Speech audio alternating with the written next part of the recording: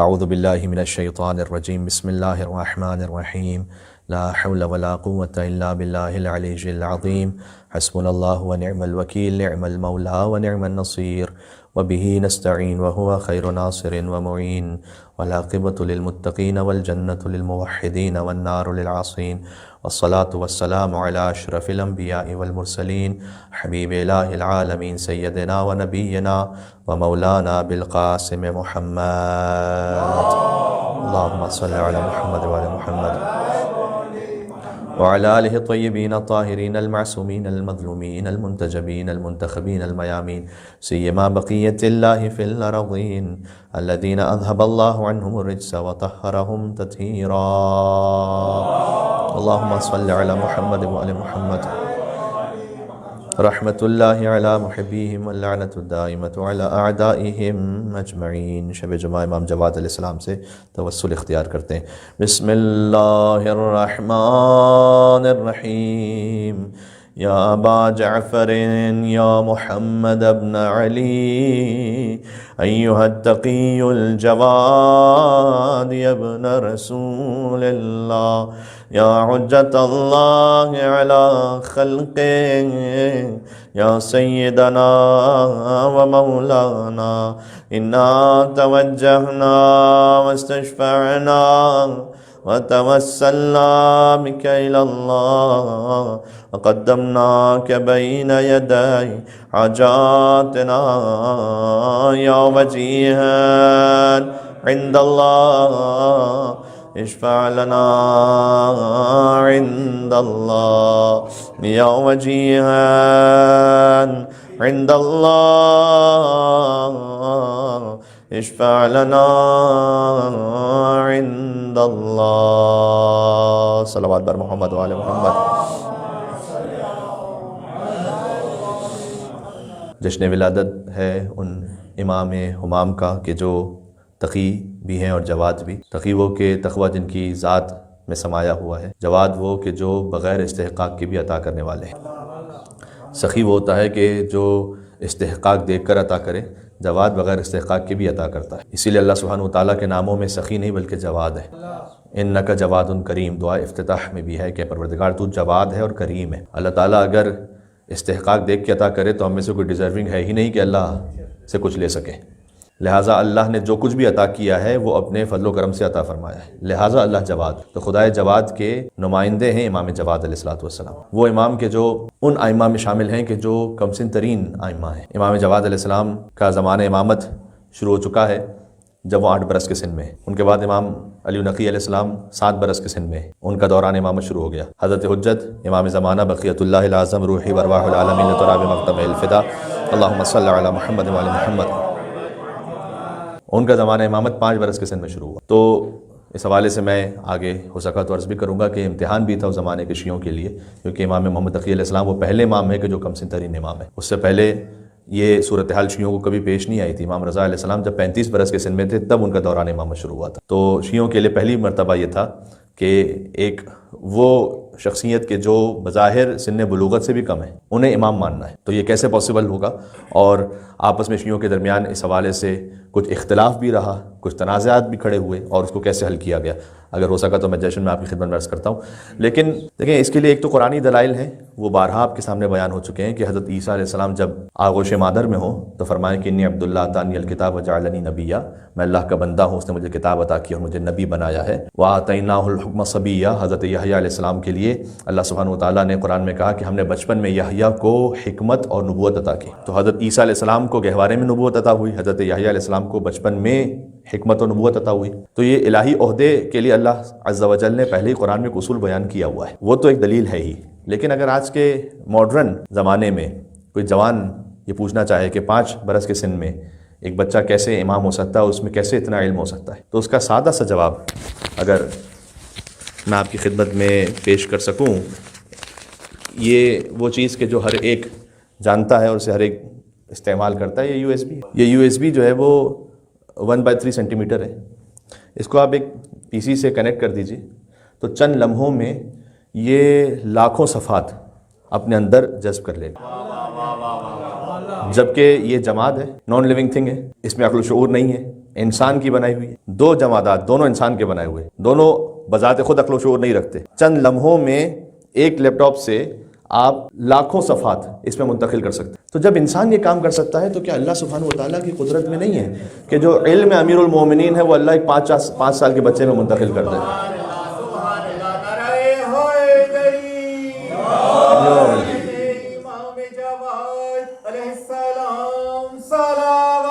اللہم صلی علی محمد وعلی محمد۔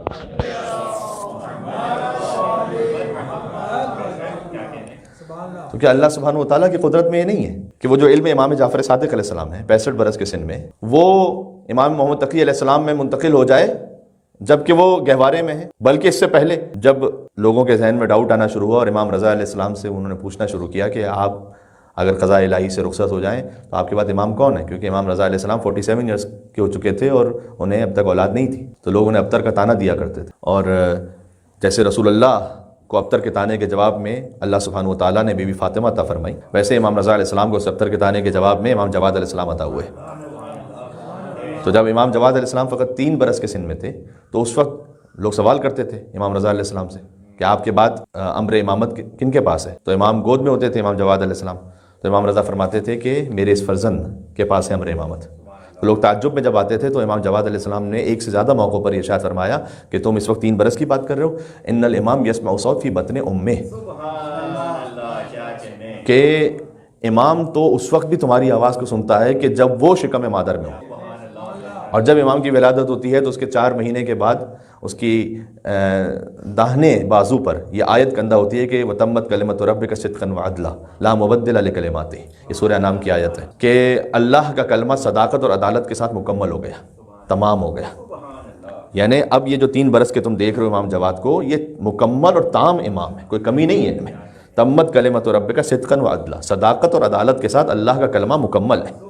لا مبدل لکلماتہ، تو یاد رکھو کہ اللہ کے کلمات میں کوئی تبدیلی واقع نہیں ہو سکتی، کوئی ایکسچینج نہیں ہو سکتا ہے کہ بھئی یہ 3 برس کے سن میں ہے تو ہم تھوڑا سا ایکسچینج کر لیں اور بعد میں انہیں امام مان لیں گے، چونکہ یہ واقعات امام جواد علیہ السلام کے زمانے میں پیش آئے تھے، اس لیے میں یہ جملے کہہ رہا ہوں اور میں اشارہ کروں گا بعد میں آگے جا کر۔ تو وتمت کلمۃ ربک صدقا وعدلا، پھر امام جواد علیہ السلام نے اپنا پیرہن نیچے کیا اور اپنے بازو مبارک پر یہ لکھی ہوئی آیت دکھلائی کہ دیکھ لو یہ آیت وتمت کلمۃ ربک صدقا وعدلا، یہ اللہ سبحانہ و تعالیٰ کی جانب سے امام کے شانے پر کندہ ہوتی ہے یہ آیت، یہ امام کی کرامات میں سے کرامت ہے۔ سبحان اللہ۔ ایک مل کے صلوات بھیجیے گا یا محمد وعلی محمد پر، اللہم صلی علی محمد وعلی محمد۔ امام رضا علیہ السلام کے زمانے سے اگر میں بات شروع کروں تو امام نے اپنے فرزند کا تعارف کروایا، بالخصوص اس لیے کہ امام جانتے تھے کہ میرا یہ بیٹا 7 یا 8 برس کے سن میں امام ہو جانے والا ہے، لہٰذا لوگوں کے سامنے تعارف آنا بہت زیادہ ضروری ہے۔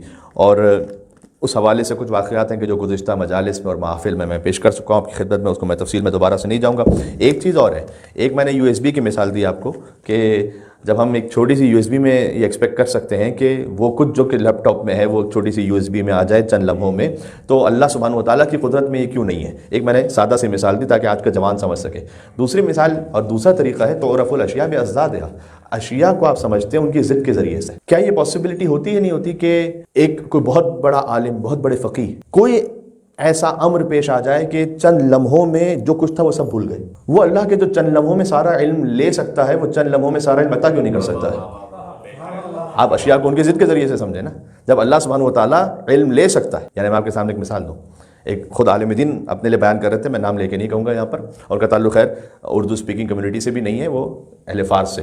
وہ یوں کہہ رہے تھے کہ اپنے والد صاحب کے لیے کہ ایک مرتبہ ایسا ہوا کہ میں نماز پڑھ رہا تھا، ان کے والد بیان کرتے ہیں، اور میں سورہ الحمد جو ہمارے بچے کو بھی یاد ہے، بسم اللہ الرحمن الرحیم الحمدللہ رب العالمین الرحمن الرحیم مالک یوم الدین ایاک نعبد و ایاک نستعین، یہاں تک پہنچا اور بھول گئے، آگے یاد ہی نہیں آ رہا۔ کتنی مرتبہ ریپیٹ کیا بسم اللہ سے ایاک نعبد و ایاک نستعین، آگے اہدنا الصراط المستقیم، یاد ہی نہیں آ رہا۔ اللہ سبحانہ و تعالیٰ کبھی اپنی قدرت کا اظہار کرتا ہے اس طرح سے، جب جنتی جنت میں جائیں گے تو لا خوف علیہم ولا هم یحزنون، جتنے بھی دنیا کے غم ہوں گے نا سب بھول چکے ہوں گے، وہ اللہ تعالیٰ ہر حزن کو بھلا دے گا۔ تو ایک شخص نے امام علیہ السلام سے پوچھا کہ مولا یہ کیسے ہوگا؟ دنیا میں کتنے لوگوں نے کتنے غم دیکھے ہوئے، باپ کا غم، ماں کا غم، اور بہت سارے معاملات، تو وہ سارے غم بھول جائے گا وہ، تو یہ کیسے ہو سکتا ہے کہ وہ سارے حزن بھول جائے؟ امام نے کہا اچھا تمہارا نام کیا ہے؟ سوچتا رہا، کہا مولا پتہ نہیں، یاد نہیں آ رہا۔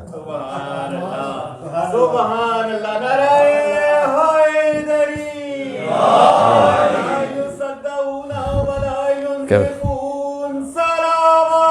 اللہم صلی علی محمد وعلی محمد۔ امام نے کہا کہ وہ اللہ کہ جو تمہیں اپنی قدرت سے تمہارا نام بھی بھلوا سکتا ہے، وہ اللہ تم سے غم اور حزن کو نہیں بھلوا سکتا ہے کیا؟ اللہ سبحانہ و تعالیٰ کی قدرت میں تو تعرف الاشیاء بازدادها، وہ اللہ کے جو کچھ لے سکتا ہے وہ عطا بھی کر سکتا ہے انہیں چند لمحوں میں.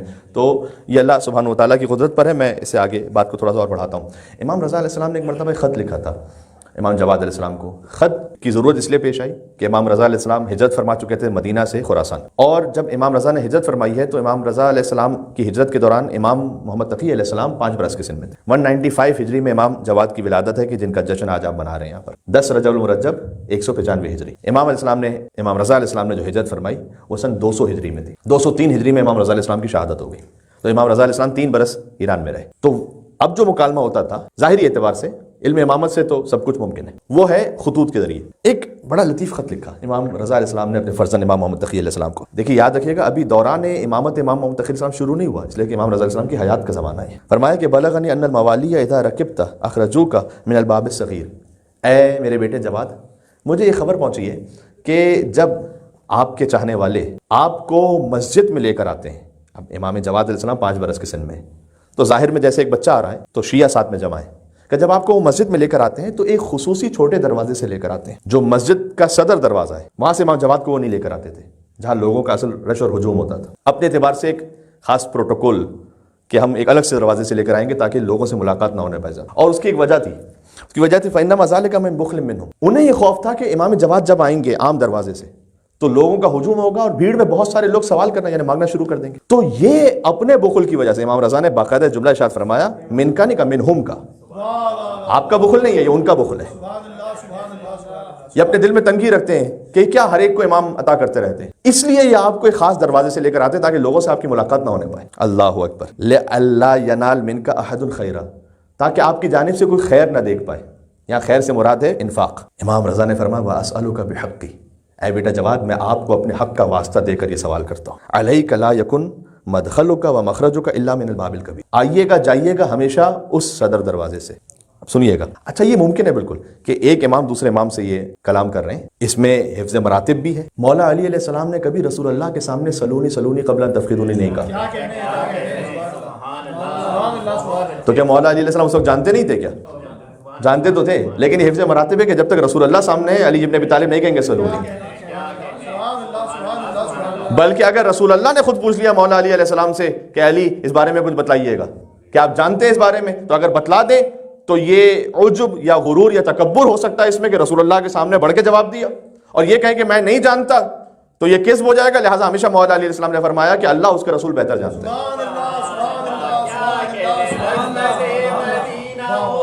یہ ادب سمجھ میں آ رہا ہے آپ کو؟ اللہم صلی علی محمد وعلی محمد.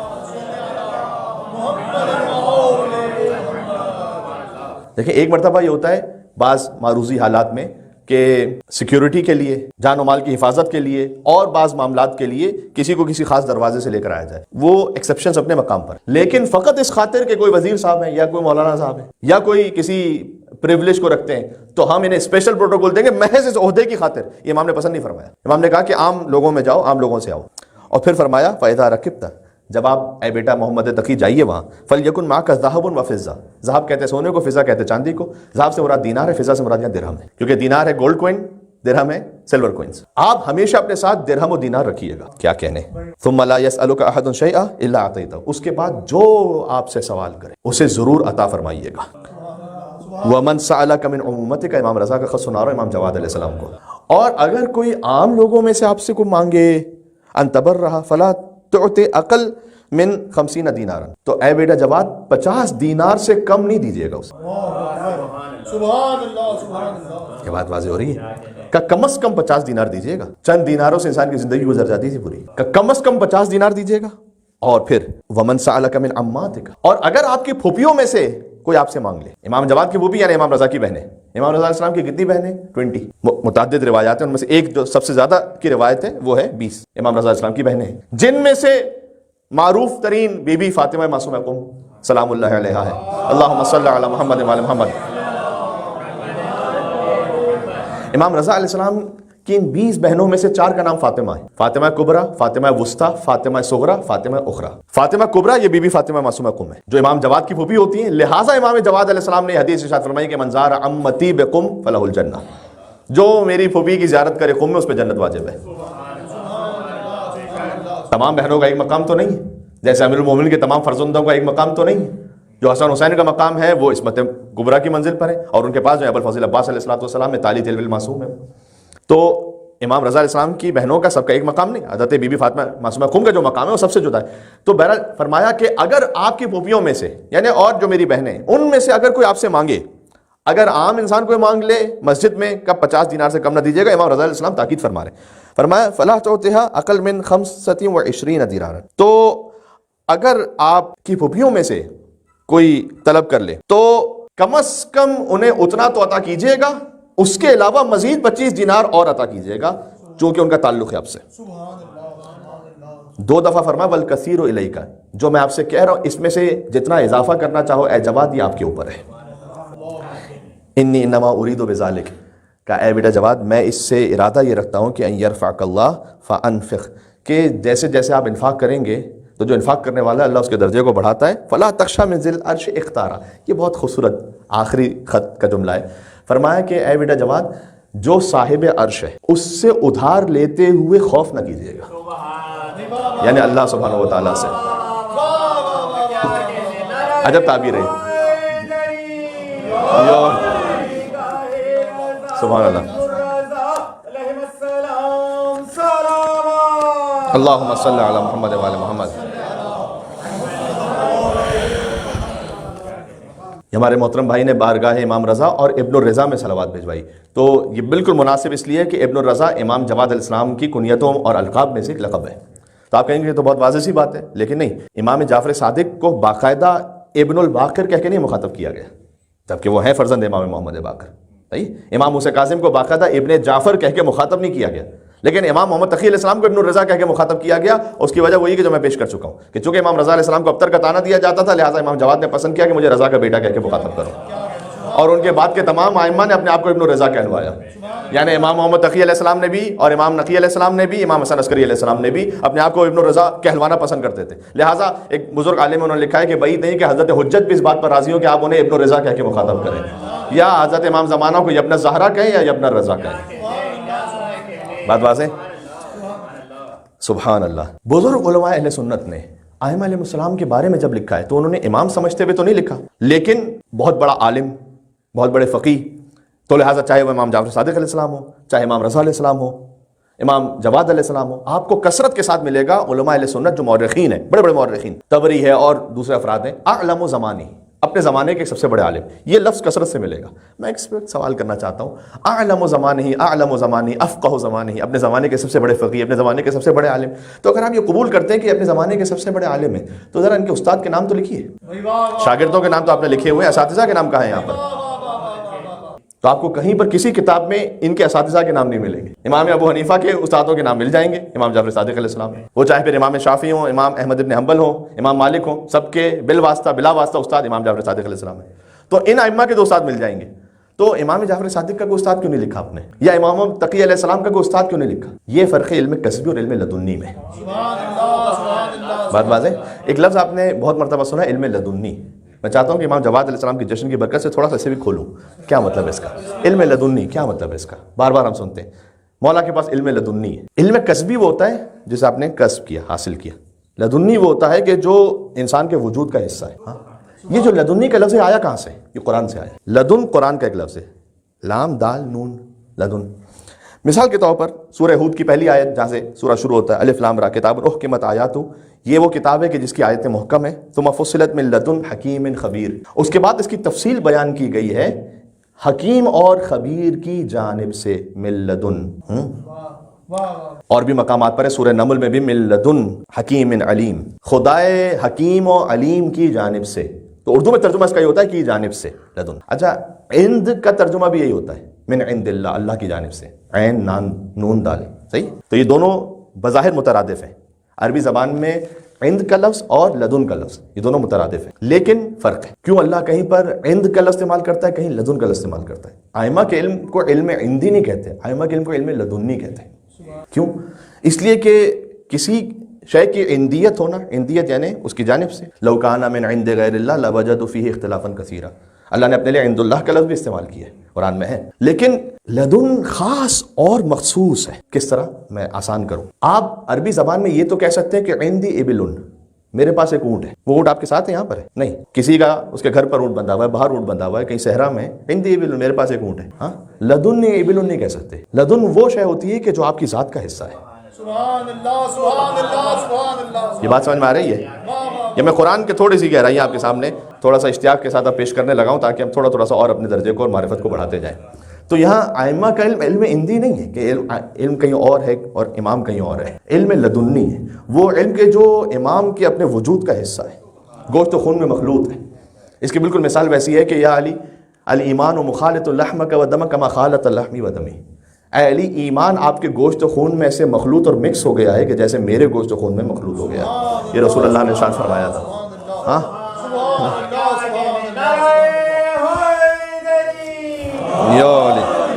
کیا بات ہے، اللہم صلی علی محمد وعلی محمد۔ تو یہ معاملہ چلتا رہا، حق اور باطل، ایک کنفیوژن ہے۔ امام زین العابدین علیہ السلام کے بعد کون امام ہے؟ زید شہید امام ہے، امام الباقر علیہ السلام امام ہے، ایک زیدیہ فرقہ بن گیا۔ میں تفصیل میں نہیں جاؤں گا کہ ہر ایک کے لیے وضاحت ہوتی رہے تو پھر بہت زیادہ طول ہو جائے گا۔ امام جعفر صادق علیہ السلام کے بعد امام موسیٰ کاظم علیہ السلام امام ہے، یا اسماعیل ابن جعفر صادق جن سے ایک اسماعیلی فرقہ بن گیا، اور امام موسیٰ کاظم علیہ السلام کے بعد امام رضا علیہ السلام تک امامت میں آئے، یا واقفیہ فرقہ بن گیا۔ اچھا، واقفیہ وہ کون ہے؟ وقف کرنے والے، اسٹاپ، جنہوں نے امام موسیٰ کاظم علیہ السلام کے بعد امام رضا کو امام نہیں مانا۔ انہوں نے کہا کہ امامت رک گئی امام موسیٰ کاظم پر، اور اس میں بھی بڑے نامی گرامی لوگ شامل ہیں، حیثیت والے۔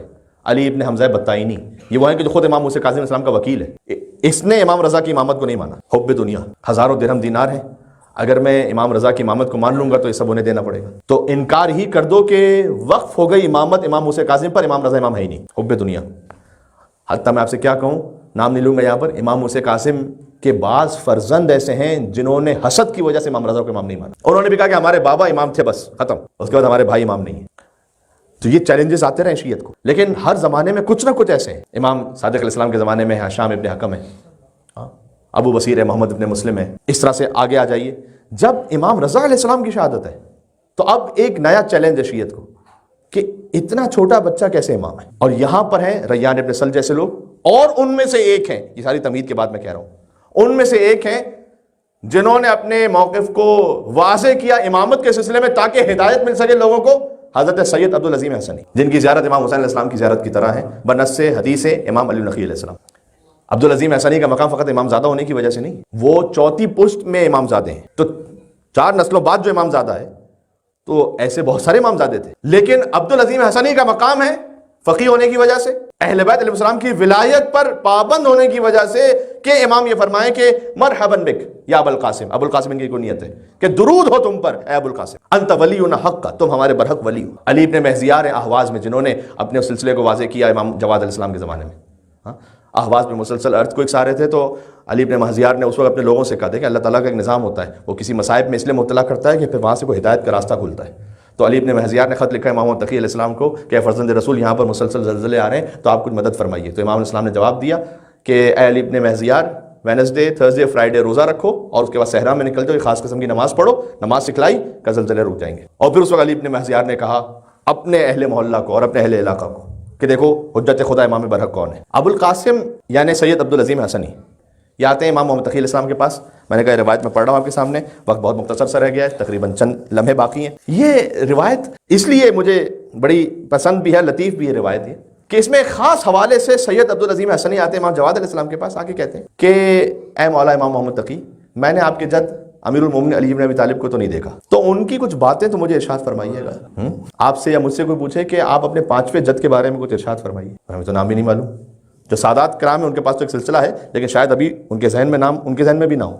تو آپ کسی بچے سے پوچھیے، وہ اپنے باپ کے بارے میں بتا دے گا، دادا کے بارے میں تھوڑا بہت بتا دے گا، پر دادا کے بارے میں شاید نہ بتا پائے گا، اور اس سے اوپر تو بالکل شاید نہ بتا پائے۔ امام جواد علیہ السلام اور مولا علیہ السلام میں 8 نسلوں کا فاصلہ ہے۔ تو امام محمد تقی سے سید عبدالعظیم حسنی یہ کہہ رہے ہیں کہ مجھے امیر المومنین علی بن ابی طالب کے بارے میں کچھ بیان تو کیجیے گا۔ امام علیہ السلام نے کہنا شروع کیا، کہا میں نے سنا اپنے آبا و اجداد سے، انہوں نے ان کے آبا و اجداد سے سلسلہ لے کے گئے مولا علی تک، فرمایا قال امیر المومنین علی بن ابی طالب۔ ایک حدیث بیان فرمائی، سنیے گا اسے۔ سید عبدالعظیم حسنی انہوں نے کہا کہ ضد نہیں، تھوڑا سا اور سنائیے گا۔ امام نے کہا میں نے سنا اپنے آبا و اجداد سے، انہوں نے ان کے آبا و اجداد سے، قال امیر المومنین علی بن ابی طالب ایک حدیث ارشاد فرمائی۔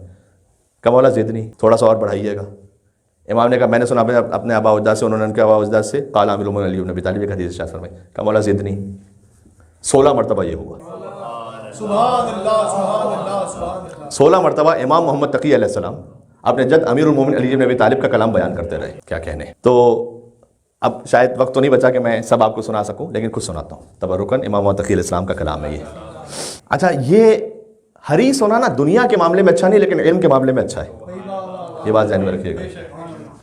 تو سید عبدالعظیم حسنی جو ہے نا وہ بہت حریص ہے اس بارے میں کہ مجھے علم عطا ہو، امیر المومنین کا کلام پتہ چلے مجھے۔ جابر ابن جوفی امام صادق علیہ السلام کے بڑے قریبی صحابی ہیں، رازوں کے محافظ امام، 18 سال امام کے ساتھ رہے۔ 18 سال بعد جب جانے لگے کہیں حکم امام پر، امام کے پاس آیا کہ کہا کہ مولا ایک نصیحت، ایک حدیث تو بیان فرمائیے گا۔ تو امام نے کہا کہ ابعد 18 سنہ، 18 سال بعد بھی اب مزید پوچھ رہے ہو کہ کچھ تو بیان کیجیے گا۔ تو جابر بن جوفی نے کہا کہ مولا آپ دریا کی طرح ہیں، ایک سمندر، دریا تو فارسی میں کہتے ہیں سمندر، کہ آپ سمندر کی طرح ہیں آپ کا علم۔ تو اب میں مثال دے رہا ہوں اس سے، آپ سمندر سے 2000 کلو پانی نکال دیجئے تو اس میں کوئی کمی ہے کیا؟ کمی نہیں۔ کہ مولا اسی طریقے سے 18 سال آپ کے ساتھ ہوں، لیکن آپ سمندر کی طرح، میں قطرہ بھی نہیں، تو آپ سے سیکھنے کے لیے آیا ہوں کہ ایک اور حدیث بیان فرما دیجیے۔ یاد رکھیے گا ائمہ علیہ السلام جو ہے نا موٹیویشنل اسپیکرز کی طرح نہیں، سبحان اللہ سبحان اللہ سبحان اللہ۔ اگر کوئی موٹیویشنل اسپیکر آپ سے کہے کہ دیکھو کامیابی کے 5 طریقے ہیں، تو ہو سکتا ہے کہ ان 5 کے علاوہ 25 آپ اور نکال لیں۔ امام علیہ السلام کہنا کہ دنیا اور آخرت کی کامیابی 5 چیزوں میں، تو 5 ہی ہے، چھٹا نہیں ہے۔ کیا کہنے، سبحان اللہ سبحان اللہ سبحان اللہ سبحان اللہ سبحان اللہ۔ نعرہ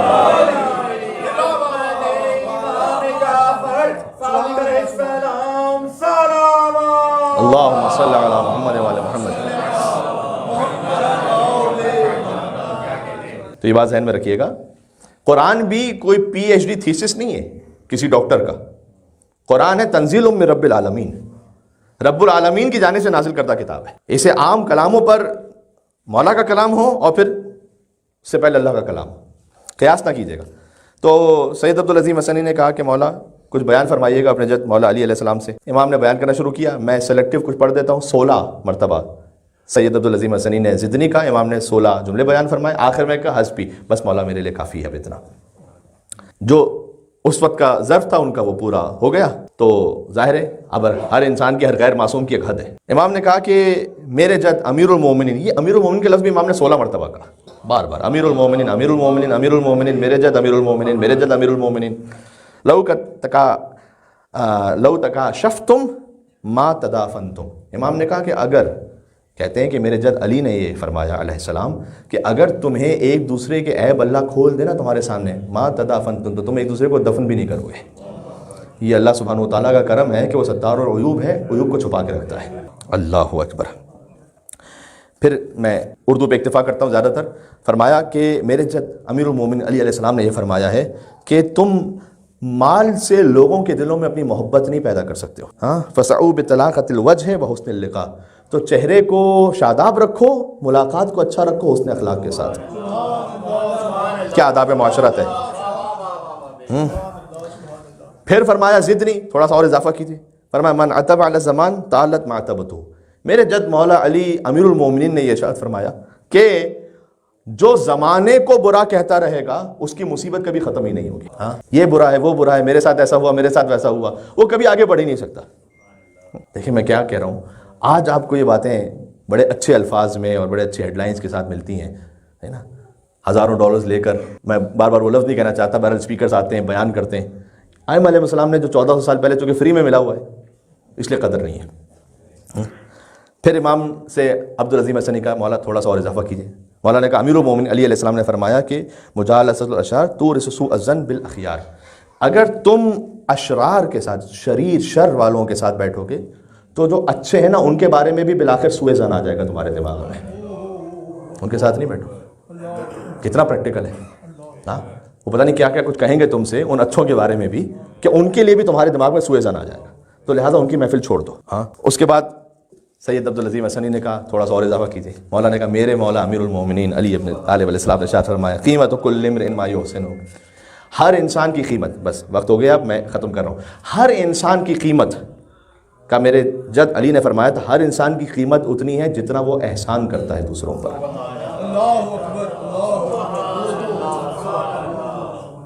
ابن ابی العدید معتزلی اور دیگر بزرگ فصحاء اور بلغاء عرب نے یہ کہا ہے کہ کلام عرب میں جتنا بھی منطق، فلسفہ، جو بھی حکمتیں کہی گئی سب کو جمع کیا جائے تو یہ ایک کلام امیر المومنین میں جمع ہے، سب کو یہاں پر۔ ہر انسان کی قیمت، آپ اپنی قیمت چیک کرنا چاہتے ہیں، آپ دیکھیں احسان کتنا کرتے ہیں، اتنی قیمت ہے آپ کی۔ وہ احسان گھر والوں کے ساتھ ہے، مومنین کے ساتھ ہے، دوسرے انسانوں کے ساتھ ہے، جتنا جو احسان کرتا ہے اتنی اس کی قیمت۔ عبدالعظیم حسنی نے کہا مولا تھوڑا سا اور بیان کیجئے۔ کہا میرے مولا امیر المومنین علی علیہ السلام نے فرمایا المرء مخبوء تحت لسانہ، انسان اپنی زبان کے نیچے چھپا ہوا ہے۔ کیا کہنے، کیا کہنے، سبحان اللہ۔ اس کے بعد کہا تھوڑا سا اور اضافہ کیجئے، فرمایا کہ ما ہلک امرؤ عرف قدرہ، وہ انسان کبھی بھی ہلاک نہیں ہوگا جو اپنی قدر و قیمت کو جانتا ہے۔ آپ کی قیمت کیا ہے؟ مولا علی نے فرمایا ہے کہ آپ کے نفس کی قیمت جنت ہے، فلا تبیعوها بغیرها، خبردار اس سے کم پہ نہ بیچنا۔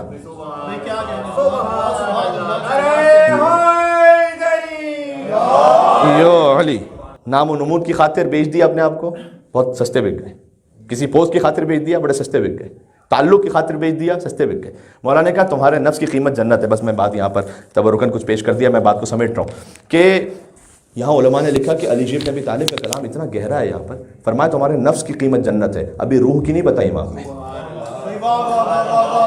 ہاں، نفس کی قیمت جنت ہے، روح کی قیمت وہ رضائے پروردگار ہے جو جنت سے بڑھ کر ہے۔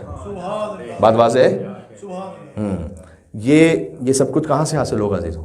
یہ سب کچھ ہدایت، نورانیت، معنویت حاصل ہوگی اس خانوادے سے، امام جواد علیہ الصلوۃ والسلام۔ لہٰذا اگر دیکھیں امام جواد متقی نہیں ہے، تقی ہے وہ، اور یہ تقی وہ لفظ اور لقب ہے کہ جو اللہ نے عطا کیا ہے۔ متقی وہ ہوتا ہے کہ جو تقویٰ کو حاصل کرتا ہے، کسبی ہوتا ہے۔ تقی وہ ہوتا ہے کہ جس کا تقویٰ لدنی ہوتا ہے۔ بات واضح ہے؟ جس کے اس لیے متقی وہ ہے کہ جو تقویٰ کو حاصل کرے اور راہ راست پر ہے۔ تقی وہ ہے کہ جس کی محبت جب دل میں ہو تو انسان متقی بن جائے، ٹھیک ہے؟ جس کے دل میں تقی نہیں ہوتا وہ کبھی متقی نہیں ہوتا۔ میں 13 رجب سے جوڑ رہا ہوں اپنے آپ کو اور آپ کو سب کو، ذرا ساتھ چلیے گا میرے۔ جس کے دل میں تقی نہیں ہوتا وہ کبھی متقی نہیں ہوتا، اور اس کا تقویٰ عذاب ہے یا رب کہ جس کے دل میں علی نہیں ہوتا۔